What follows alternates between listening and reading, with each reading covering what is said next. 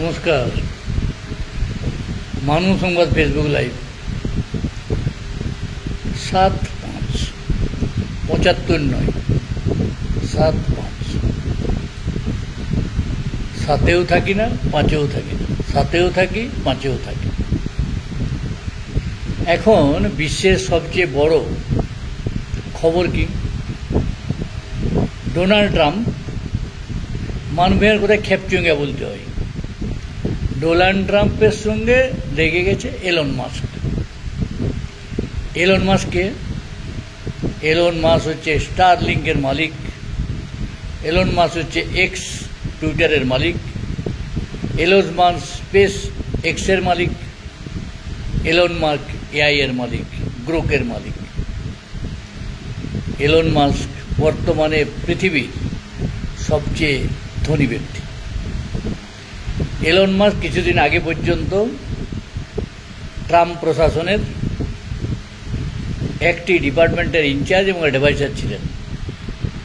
ভোটের সময় অনেক টাকা পয়সা দিয়ে, মানে ডলার দিয়ে, তার দাবি ট্রাম্পকে নাকি তিনি ভোটে জিতিয়েছেন।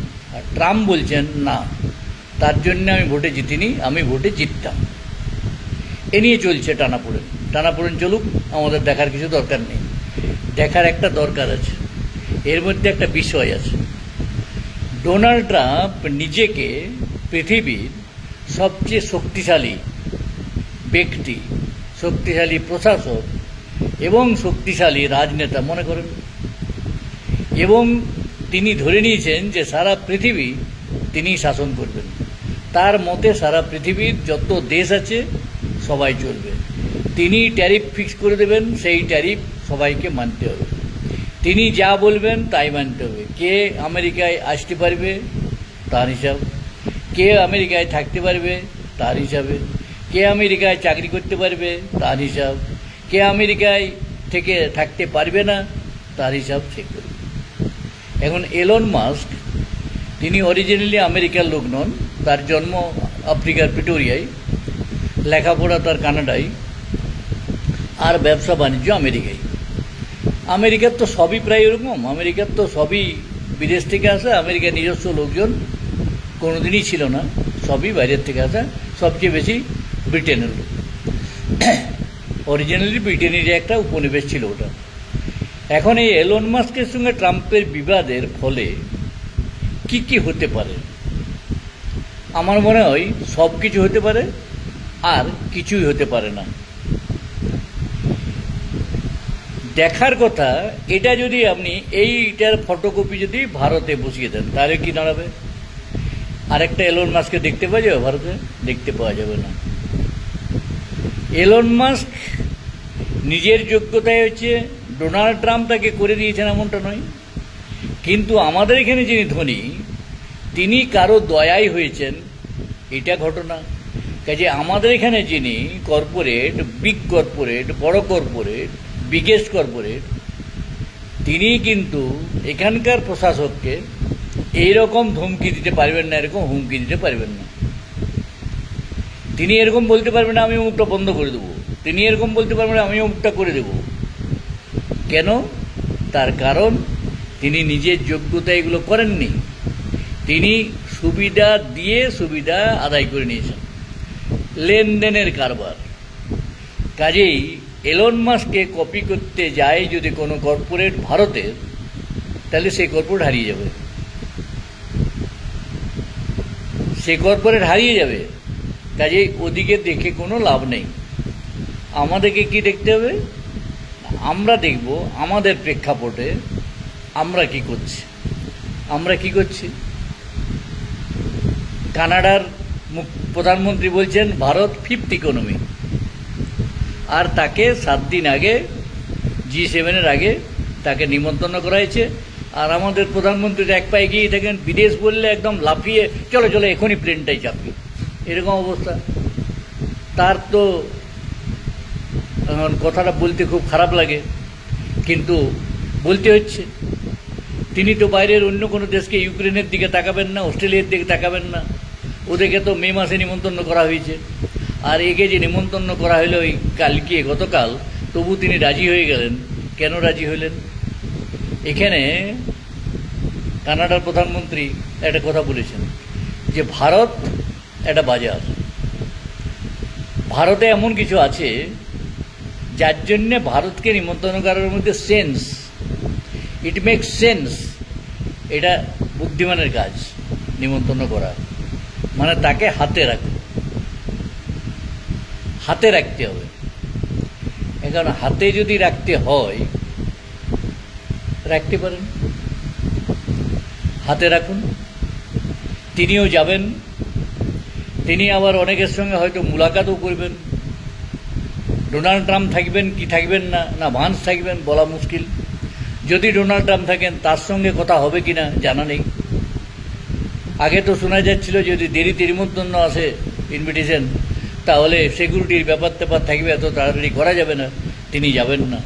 যেমন এখন থেকে ঘোষণা হয়েছে সাংঘাই মিটে প্রধানমন্ত্রী মোদি যাচ্ছেন না, এখন থেকে বলা হয়ে গেছে, তেমনি এখানে কিন্তু তিনি যাবেন সঙ্গে সঙ্গে ইনভিটেশন জানা। আমি এই রেডি ছিলাম আপনার বলার অপেক্ষায়, আগের থেকে বেশ চর্চা, এখনও ডাকা হয়নি, এখনও ডাকা হয়নি, এখনও ডাকা হয়নি, এসব করতে করতে আমেরিকার প্রেসিডেন্টের শপথ নিয়ে তো ডাকলই না শেষ পর্যন্ত।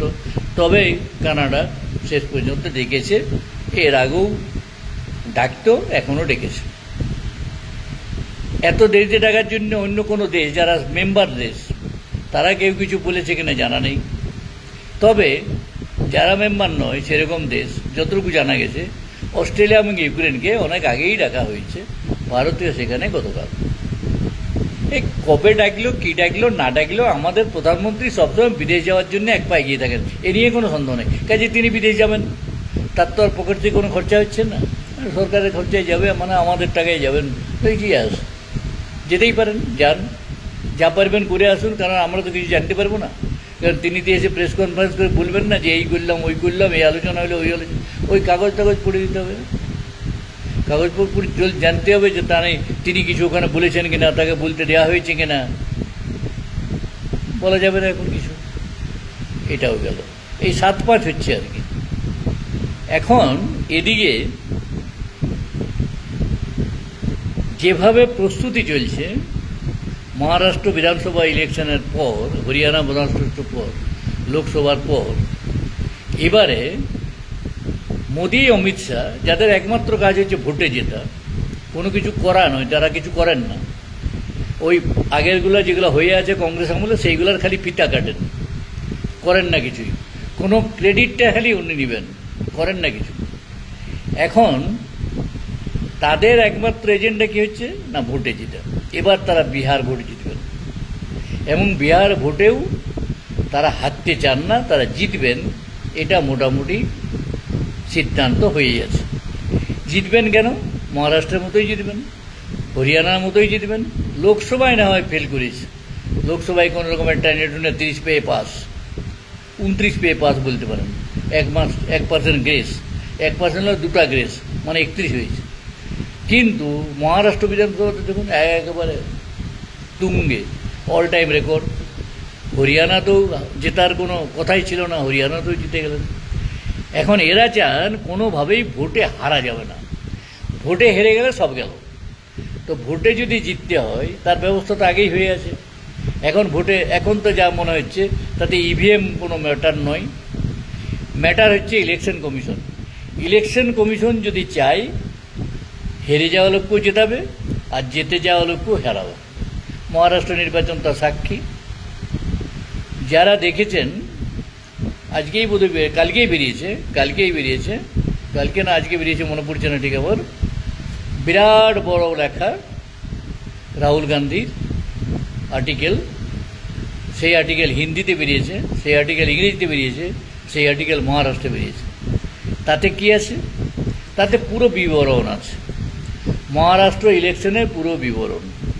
এবং তিনি যা বলতে চাইছেন সেইটা যদি বিশ্লেষণ করা যায় তাহলে বোঝা যাচ্ছে যে বিহার বিধানসভা নির্বাচনে Congress will be nowhere where, there will be only BJP and BJP. BJP থাকবে, বাকি কিছু হবে না। কিভাবে? তার জন্য নির্বাচন কমিশন আছে, নির্বাচন কমিশন সব ব্যবস্থা করে দেবেন। ভোট যদি নাও দেয় তো দিয়ে দিবেন, ভোট বাড়িয়ে দিবে, ইভিএম ভরে দিবে, ভোটার লিস্টে ভুরি ভুরি গোলমাল, যত লোক নাই তার থেকে ভোটার বেশি। এটা অভিযোগ, আমার কথা আমি বলছি না, ভোটার নেই তবু ভোটার লিস্টে নাম আছে, কাজেই বাড়িয়ে দেওয়া যাবে। ইলেকশন কমিশন, সব কিছুর মূলে হচ্ছে ইলেকশন কমিশন। ইলেকশন কমিশন এই দায়িত্ব নিয়ে নিয়েছে। ইলেকশন কমিশন বিহার বিধানসভা ভোটে বিজেপিকে জিতিয়ে দেবে। এখন বিহার বিধানসভা ভোটে জেতার উদ্দেশ্যটা কি? মহারাষ্ট্র নিলে একটা উদ্দেশ্য আছে।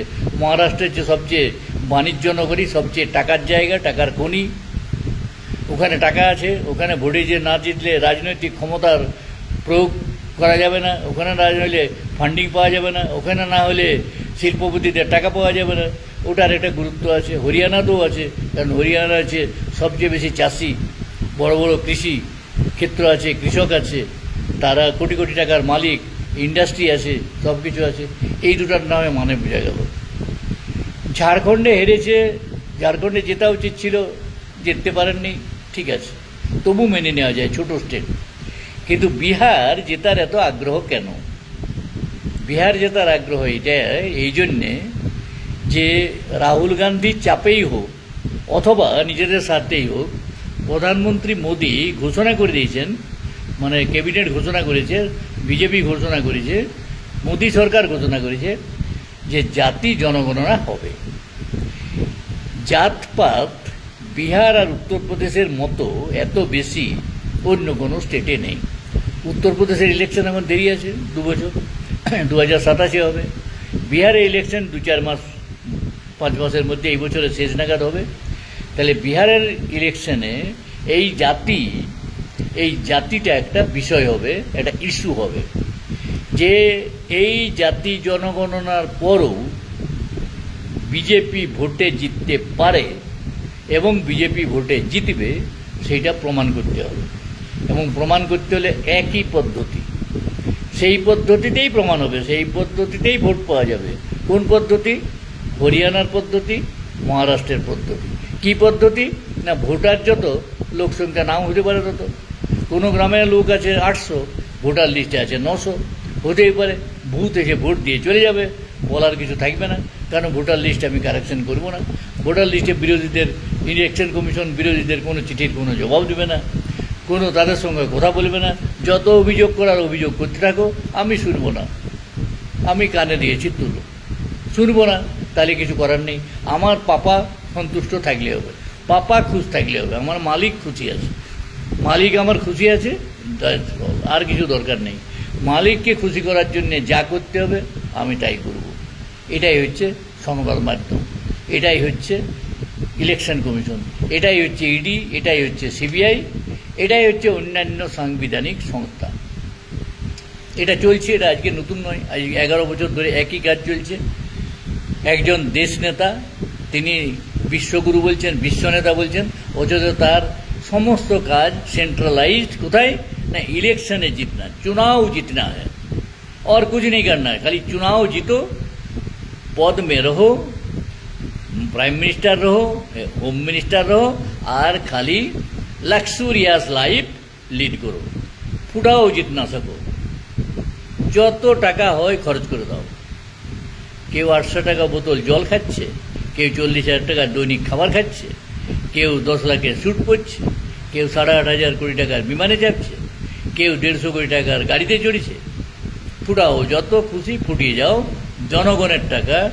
আমি প্রধানমন্ত্রী, আমি ভগবান, আমি নন বায়োলজিক্যাল, কাজেই আমার যা ইচ্ছা আমি তাই করব, করে যাচ্ছেন।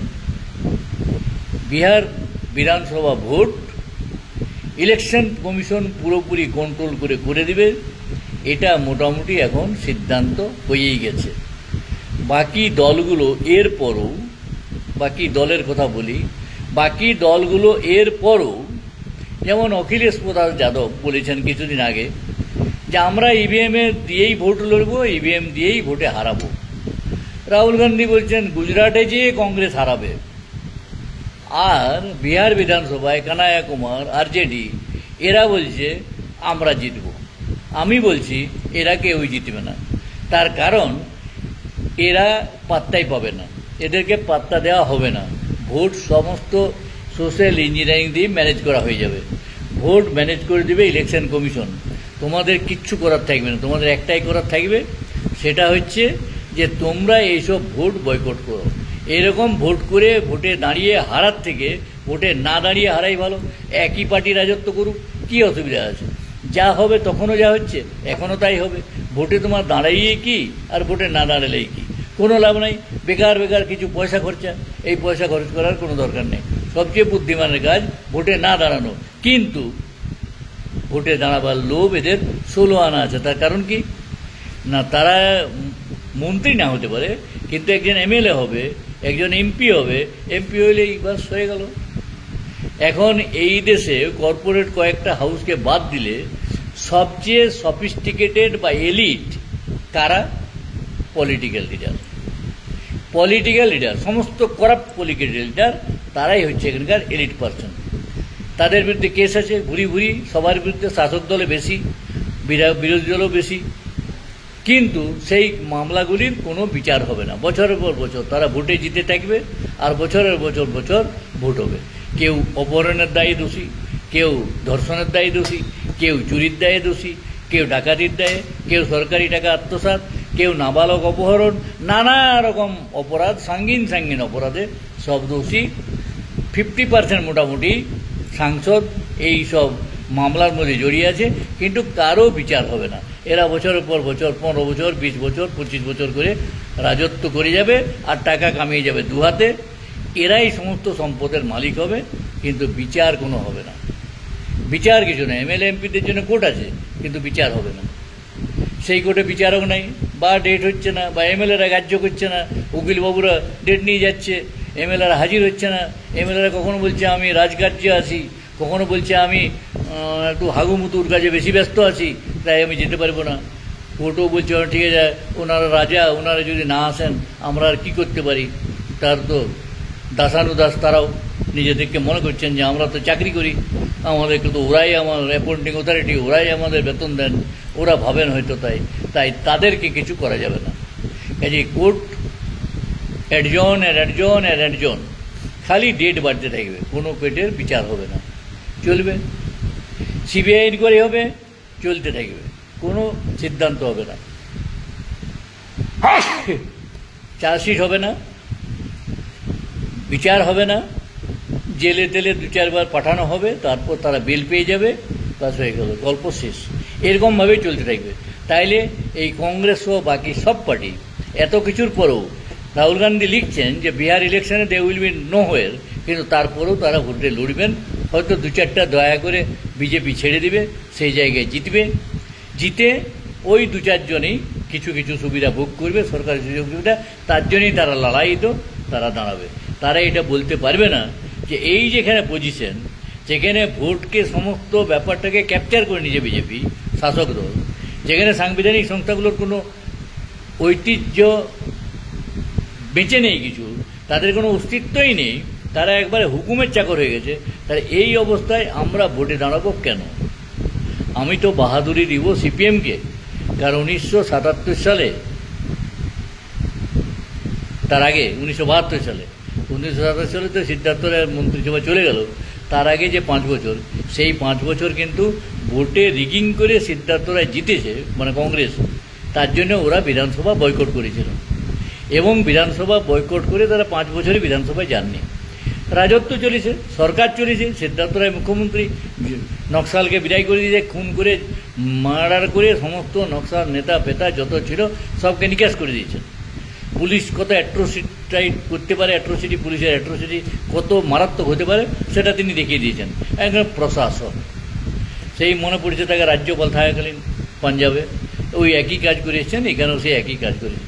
তা বামপন্থীরা পুরোপুরি বয়কট করেছিলেন, বিধানসভায় আমরা যাব না। তা আজকে কংগ্রেসিরা সেই কাজটা করতে পারছেন না কেন? তার কারণ তাদের লোভ, ক্ষমতার লোভ। ক্ষমতা মানে কোনটা? ওই এমএলএ হব বা এমপি হব। এমপি আর এমএলএ হলে সমস্ত সুযোগ সুবিধা হাতের কাছে, ননি, মাখন,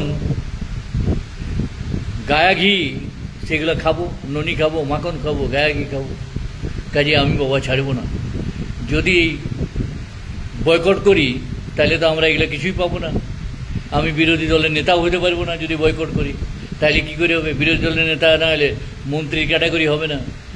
সব লোভ আছে, 16 আনা লোভ আছে, অথচ করার কোনো ক্ষমতা নেই। মানুষ ভোট দিতে চাইলেও ভোট তুমি পাবে না, ভোট তোমার চুরি হয়ে যাবে। এটা হাতে নাতে ধরা পড়লেও ইলেকশন কমিশন কিছু করবে না। তো ইলেকশন কমিশন যখন কিছু করছেই না, তাহলে সেই ইলেকশন কমিশনকে বয়কট করা ছাড়া আর কোন রাস্তা খোলা আছে? কোনো রাস্তা খোলা নেই। কাজে এটা চলবে, এই 7-5 চলতে থাকবে, এই ইলেকশন চলতে থাকবে। এখন প্রশ্ন হলো, ওই সেই আবার এলন মাস্ককে আসে। এলন মাস্ক সব অ্যাপ্রুভাল পেয়ে গেছে, স্টারলিংক ভারতে আসছে। টেসলা ভারতে ইলেকট্রিক কার তৈরি করবে না, মোটামুটি এটা সিদ্ধান্ত। টেসলা আমেরিকায় তৈরি করবে বা অন্য কোথাও তৈরি করবে, এটাকে বাজার ধরবে, ইলেকট্রিক কার এনে বিক্রি করবে। আর ইন্টারনেট ব্যবসায় সবাইকে খেয়ে যাবে। সর্বসাহা সে এক একটা রাক্ষস মাঝে মাঝে দেখেন না, রাক্ষসকে দেখানো হয়, যা কিছু আছে সব ভেতরে ঢুকে যাচ্ছে, এটাও তাই হবে। ওই আম্বানি বলুন, সুনীল মিত্তাল বলুন, টাটা গ্রুপেই বলুন, ভোডাফোনেই বলুন, সবকে ওরা খেয়ে নেবে। সর্বসাহা স্টারলিংকে আপনার ভবিষ্যৎ, এলন মাস্কের হাতে এই সমস্ত ডেটা চলে যাবে। আপনার জীবনের চাবিকাঠি ওদের হাতে থাকবে। যে কোনো সময় সেই ডাটার মিসইউজ হতে পারে, আপনারা কিছু করতে পারবেন না। কিন্তু সরকার আপনাকে কিছু জানাবে না, সরকার কিছু বলবে না, সরকার জানাবে না কোন কোন টার্মস অ্যান্ড কন্ডিশনে এলন মাস্কের সঙ্গে চুক্তি হলো, বলবে না। কারণ সরকার কিছু জানাতে চায় না জনগণকে, এটা ওদের ঘোষিত সিদ্ধান্ত।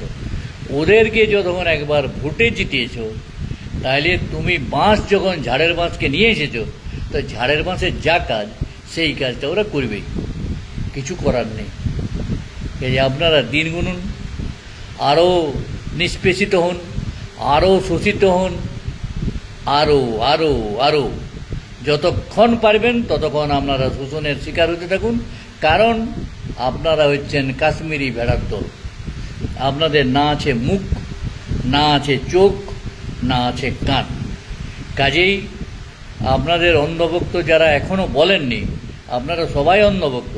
ওই কিছু নয়, শুধু বিজেপি সাপোর্টাররা অন্ধভক্ত তা নয়, নন বিজেপি সাপোর্টার মানে 61% বা 62% বা 67% যে লোক, সবাই একই দলের, সব কাশ্মীরি ভেড়ার দল, অন্ধভক্তদের দল। দেখেও দেখি না, শুনেও শুনি না, আর করার তো কোনো ক্ষমতাই নেই। কংগ্রেসের জেনারেল সেক্রেটারি অপারেশন সিন্দুর সম্পর্কে বললেন, অ্যারেস্ট হয়ে গেল। আর রাহুল গান্ধীকে ওরা যে কোনোভাবে জেলে পুরার চেষ্টা করেই যাচ্ছে। আজকেও খবর আছে সোশ্যাল মিডিয়াতে যে অ্যারেস্ট হতেই পারে, কোর্ট তো সমন বার করে দিয়েছে। দেখা যাক কি হচ্ছে না হচ্ছে। তবে আপনারা শোষিত হতে থাকবেন, আপনারা নিষ্পেষিত হতে থাকবেন, এ বিষয়ে কোনো সন্দেহ নেই। এবং এই আনপড়, অর্ধশিক্ষিত, অল্প শিক্ষিত, চোর, ছেঁচড়, বদমাশ, গুন্ডা, ডাকাত, এই সব নেতাদের শাসন ব্যবস্থার মধ্যে আপনাদের থাকতে হবে, এটা মোটামুটি ঘোষিত ভবিষ্যৎ। ভালো থাকুন, সুস্থ থাকুন, আর ওই পেঁদা প্রতিশ্রুতিতে গা ভাসান, ওইটাকে বিশ্বাস করুন আর বিশ্বাস করে চলুন। কি রাজ্যে কি দেশে একই অবস্থা চলছে, চলবে, আগামী দিনেও চলবে। নমস্কার, ধন্যবাদ।